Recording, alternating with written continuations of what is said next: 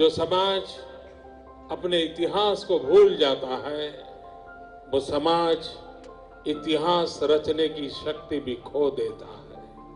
इतिहास वो ही रच सकते हैं जो इतिहास को भली भांति याद रखते हैं। मैं सिंधी समाज का अभिनंदन करता हूं। उन्होंने उस महान परंपरा को जिंदा रखने का प्रयास किया है। उन्होंने इस इतिहास को अपनी आने वाली पीढ़ी को सुपुर्द करने की निरंतर कोशिश की है।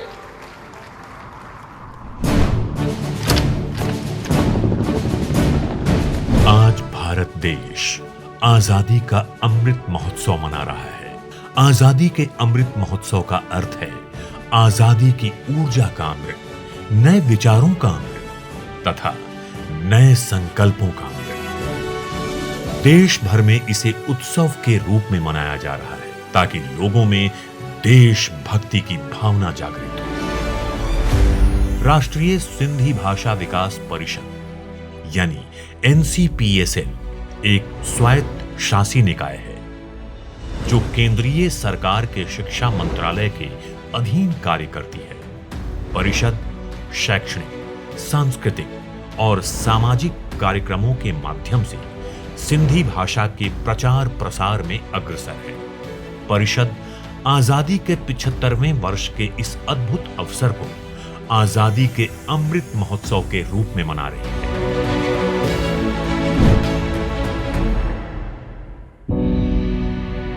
सिंधी हिंदू समाज के लिए आजादी उपहार के साथ विभाजन की टीस भी लेकर आई। ये दुनिया का एकमात्र ऐसा समुदाय था जिसे अपनी मातृभूमि छोड़कर विस्थापित होकर भारत आकर बसना पड़ा। सिंधी हिंदू समाज के इतिहास में ये एक दुखद, दर्दनाक और अविस्मरणीय घटना थी जिसमें सिंधु नदी के किनारे पली बढ़ी वर्षों पुरानी सिंधु घाटी की सभ्यता के वारिसों को अपनी मातृभूमि सिंध छोड़ने के लिए विवश होना पड़ा।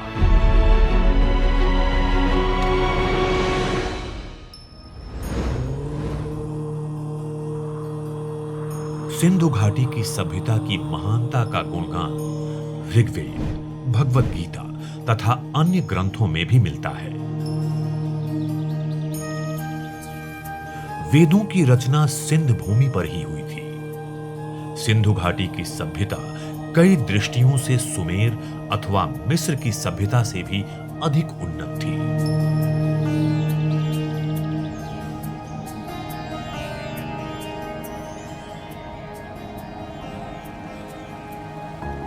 इस भूभाग पर सिंधु नदी का विशिष्ट प्रभाव था। कभी कभी नदी अचानक अपनी दिशा बदल देती थी तो सिंध की लहलहाती भूमि बंजर हो जाती थी। अनेक रहवासी अपने पुराने घरों को छोड़ने पर विवश हो जाते थे।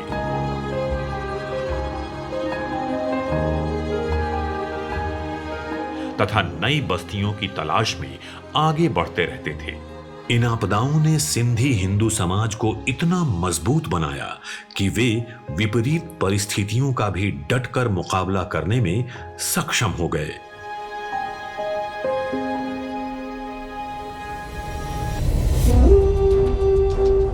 विदेशी हमलावरों के सिंध प्रदेश में ही सबसे ज्यादा हमले हुए क्योंकि उनके लिए हिंदुस्तान आने का यही एक मार्ग था। यूनानी, यवन, हूण, शक, कुषाण, अरब, तुर्क, तातार, मुगल आदि विदेशी हमलावरों ने सिंध प्रदेश को जी भर के लूटा। यहां आकर उन्होंने बड़ी तादाद में धर्म परिवर्तन किया तथा अमानवीय अत्याचार किए। सिंध के शूरवीरों ने हमेशा सजग रहकर उन आक्रमणकारियों का डटकर मुकाबला किया।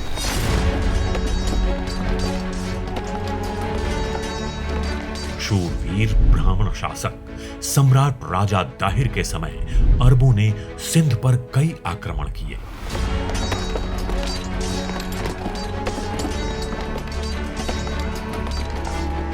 मोहम्मद बिन कासिम ने सिंध पर कई बार आक्रमण किया।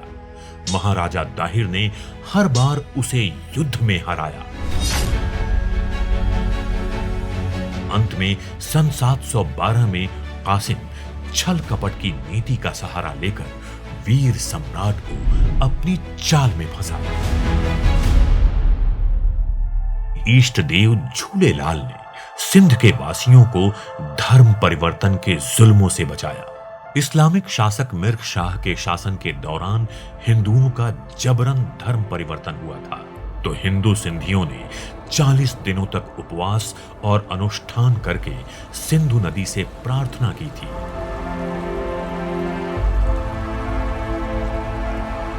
जिसके बाद एक दिव्य आवाज आई। ये आवाज वरुण देव की थी। वरुण देव ने कहा कि मैं तुम्हें मिर्ग शाह के जुल्मों से बचाने के लिए नसरपुर शहर में मानव रूप में जन्म लूंगा। सन 1007 ईस्वी में चैत्र माह के चेट्री चंद्र के दिन दैवीय शक्तियों वाले बालक उदय चंद्र का जन्म हुआ, जिसे लोग झूलेलाल के नाम से बुलाने लगे। झूलेलाल ने मिर्ग शाह के दरबार में जाकर भाईचारे का उपदेश दिया और सिंधी हिंदुओं का धर्म परिवर्तन होने से बचाया। सिंधी उन्हें इष्ट देव मानते हैं और उनकी जयंती पर अपना नया साल चेट्री चंद्र मनाते हैं। अचे जो सवाली तुझे करते दूल्हा, अचे जो सवाली तुझे।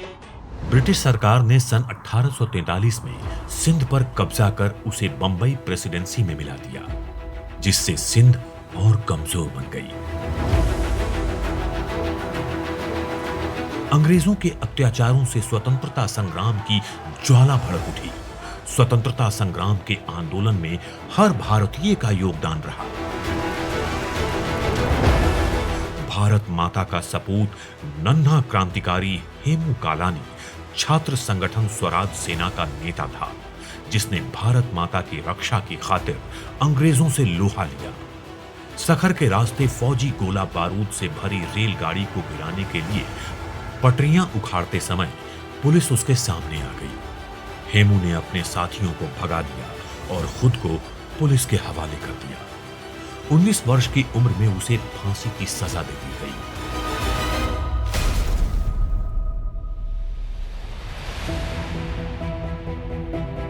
सिंधी पढ़ी लिखी और समझदार कौम है।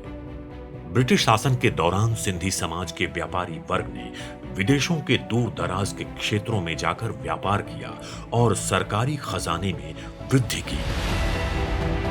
कई सिंधियों ने सरकारी दफ्तरों में भी अपनी सेवाएं दी तथा अपने कार्य के प्रति लगन की वजह से समाज के विकास में महत्वपूर्ण भूमिका निभाई।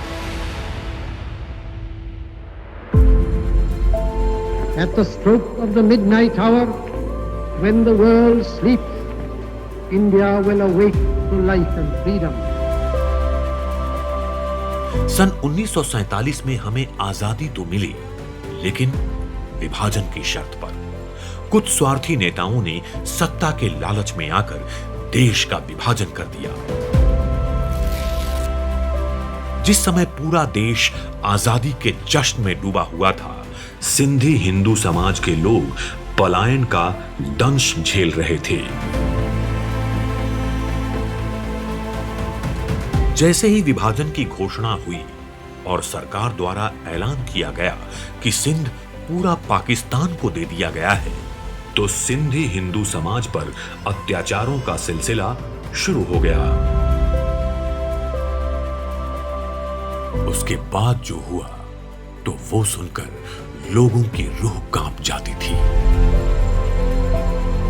आगजनी, जबरन धर्मांतरण तथा सामूहिक अपहरण शुरू हुआ।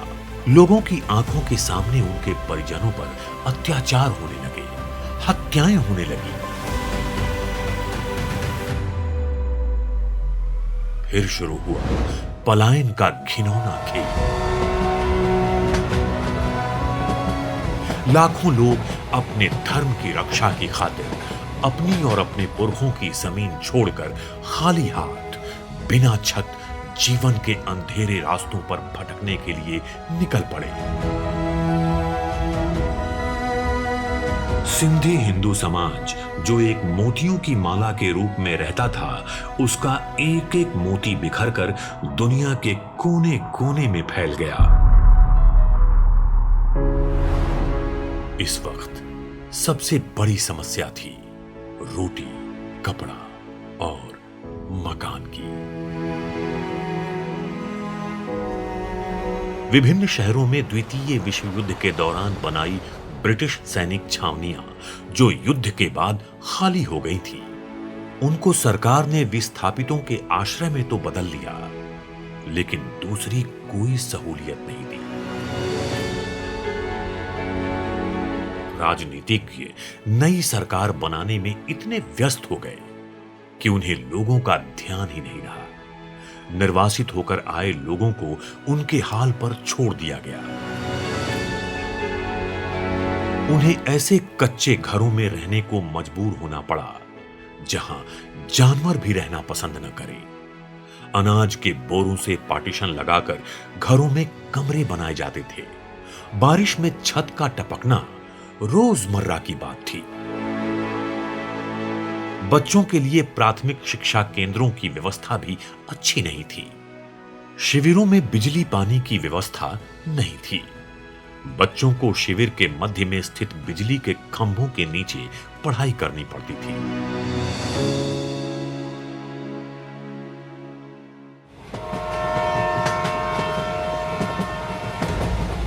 सिंधी समुदाय के लोगों ने पेट भरने के लिए चने बेचे, पापड़ बेचे, सड़क किनारे सब्जियों के ठेले लगाए, लोकल ट्रेनों में पीठ पर गठरी लादकर कपड़े बेचे।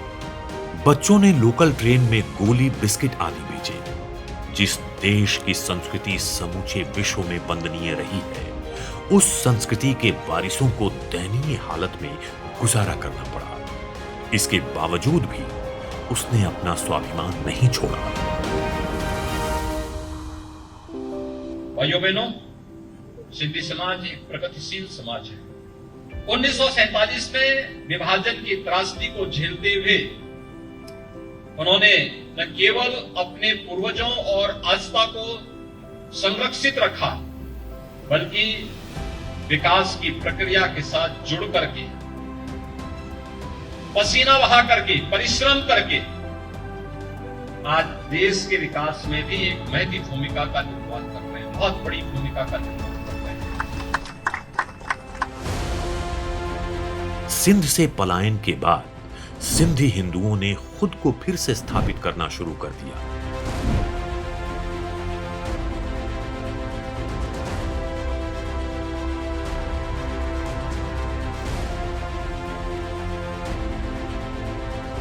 उन्होंने न केवल खुद को स्थापित किया, बल्कि भारत के पुनर्निर्माण में भी मदद की। सिंधी हिंदू समाज ने कई स्कूल, कॉलेज, अस्पताल, अनाथालय और वृद्धाश्रम खोले हैं।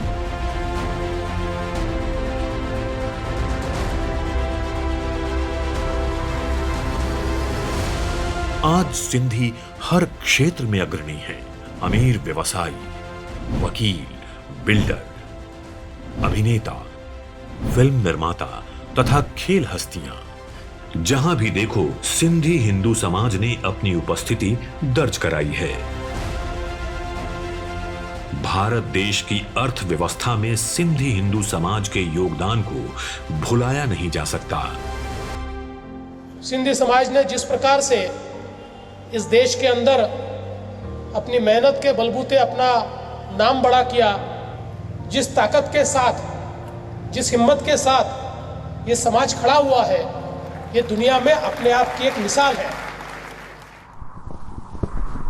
26 जनवरी सन 1950 को भारत का संविधान लागू हुआ, जिसकी 8वीं अनुसूची में 14 भाषाओं को शामिल किया गया। लेकिन सिंधी भाषा के साथ यहां भी सौतेला व्यवहार किया गया। सिंधी भाषा दुनिया की सबसे समृद्ध भाषा है। सिंधी भाषा में 52 अक्षर हैं। सिंधी भाषा ने अन्य भाषाओं के अलावा संस्कृत, पाली, प्राकृत शब्दों को भी अपनाया है, जिससे सिंधी भाषा और समृद्ध हुई है। 10 अप्रैल सन 1967 को सिंधी भाषा को भारतीय संविधान की 8वीं अनुसूची में शामिल किया गया था। सिंधी भाषा एकमात्र ऐसी भाषा है जिसे भारतीय संविधान द्वारा 2 लिपियों अर्थात देवनागरी और अरबी में मान्यता प्राप्त है। सिंधी भाषा के संविधान में अधिसूचित होने के पश्चात भारत सरकार ने इसके विकास हेतु राज्य स्तर पर सिंधी अकादमियों का गठन किया।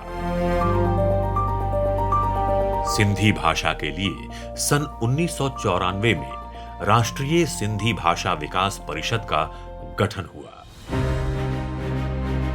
राष्ट्रीय सिंधी भाषा विकास परिषद यानी NCPSL समुदाय को अपनी जड़ों, संस्कृति और विरासत में रुचि पैदा करने का प्रयास करती है।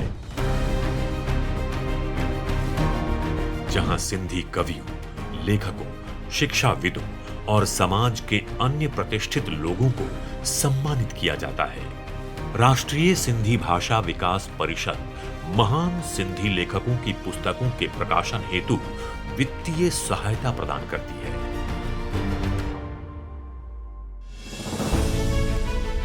सिंधी भाषा पढ़ने, लिखने और बोलने वालों की तादाद बढ़ाने हेतु हमें बच्चों की शिक्षा की ओर विशेष ध्यान देना होगा। बच्चे कम उम्र में ही कोई भी भाषा बहुत तेजी से सीख लेते हैं। राष्ट्रीय सिंधी भाषा विकास परिषद देश भर में सिंधी भाषा की कक्षाएं संचालित करती है, जिसमें सर्टिफिकेट, डिप्लोमा तथा एडवांस डिप्लोमा कोर्स का पाठ्यक्रम पढ़ाया जाता है। परिषद जल्द ही सिंधी भाषा में ऑनलाइन शिक्षा देगा। डॉक्टर रवि प्रकाश टेक चंदानी राष्ट्रीय सिंधी भाषा विकास परिषद के डायरेक्टर के तौर पर अपनी सेवाएं दे रहे हैं। वे शैक्षणिक, अकादमिक, साहित्यिक एवं सांस्कृतिक क्षेत्रों में पूरी तरह सक्रिय हैं।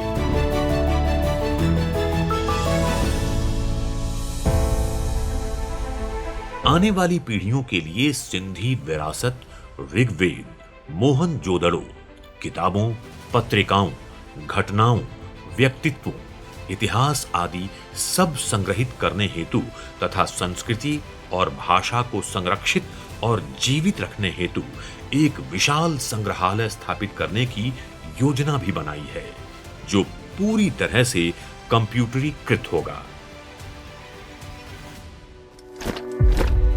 आज भारत विश्व की तीसरी सबसे बड़ी महाशक्ति बन चुका है। आज विश्व को भारत की नितांत आवश्यकता है। भारत एक ऐसा देश है जिसमें विभिन्न जातियों, धर्मों, संप्रदायों तथा संस्कृतियों के लोग एक साथ रहते हैं। भारत को अनेकता में एकता का संदेश देने वाला देश कहा जाता है। भारत का इतिहास प्राचीन, विशाल और अति गहरा है तथा ज्ञान, विज्ञान, समृद्धि, कला और शौर्य से भरा हुआ है। सिंधियों की जो पीढ़ी बंटवारे के दौरान इस पार आई थी, उनमें से ज्यादातर अब इस दुनिया में नहीं है। जो बुजुर्ग जीवित हैं, उनसे हमें विभाजन की त्रासदी की धुंधली यादों को जानना होगा। हमें सत्य को उजागर करना होगा। हमें अपने इतिहास पर गर्व करना होगा। आज के तकनीकी दौर में हम अपनी भाषा, सभ्यता, संस्कृति, संस्कार, कला, साहित्य, गीत संगीत और अपनी ऐतिहासिक धरोहर की जानकारी अपनी युवा पीढ़ी तक पहुंचाएं। अपनी मातृभाषा के लिए उनके मन में प्यार जगाएं। मातृभाषा में शिक्षण हर नागरिक को अपनी सभ्यता एवं संस्कृति से जोड़ने में सक्षम बनाता है। हमारी संस्कृति को आगे बढ़ाना, बरकरार रखना, यह हम सभी की जिम्मेवारी है। आने वाले दिनों में सिंधी सभ्यता, साहित्य, संस्कृति जो भाषा के आधार पे है, उसको आगे बढ़ाने के लिए हेमू कालानी जी की जीवनी के ऊपर किताब हो, उनके बारे में डाक टिकट हो, उनकी समारोह देश की सिंधी आबादी में बनानी हो, लोकसभा में उसकी विशेष चर्चा हो, ये सारा रचना हम आने वाले दिनों में करने वाले हैं। सिंधी भाषा बहुत मीठी और मधुर है। सिंधी साहित्य बहुत ही समृद्ध है। जरूरत है कि हम ऐसी ही सिंधी डायरी कार्यक्रमों के द्वारा सिंधी युवाओं में जागरूकता लाएं। सिंधी समाज की विभिन्न संस्थाएं और NCPSL यानी राष्ट्रीय सिंधी भाषा विकास परिषद इस दिशा में भरपूर प्रयास कर रही है।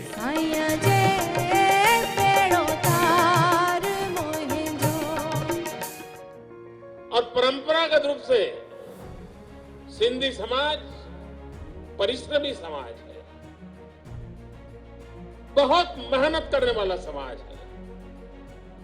कितना ही धनी परिवार क्यों ना होगा, लेकिन वह भी कोई न कोई परिश्रम करता रहता है। वो ऐशो आराम की दुनिया में फिसल जाने वाला समाज नहीं है। और ये जो उसके गुण है, ये गुण अगर बचे रहेंगे, पीढ़ी दर पीढ़ी इन गुणों की विरासत अपने बच्चों को मिलती रहेगी, तो सिंधी समाज को कभी संकट नहीं आने वाला। आंधिया में जोत जगाइण वारा सिंधी, आंधिया में जोत जगाइण वारा सिंधी, ऐं खाक के सोन बणाइण वारा सिंधी, आंधिया में जोत जगाइण वारा सिंधी, शाह सचल सामीअ जे वरसे वारा, शाह सचल सामीअ जे वरसे वारा, नस नस में वहे थी जिंजे सिंधु धारा, नस नस में वहे थी जिंजे सिंधु धारा, ही रहन मलीर में मारूअड़ा ऐं झर जंगल में झांगियड़ा, ही रहन मलीर में मारूअड़ा ऐं झर जंगल में झांगियड़ा, बरपट के बाग बनाइण वारा सिंधी, ऐं खाक के सोन बणाइण वारा सिंधी, आंधिया में जोत जगाइण वारा सिंधी।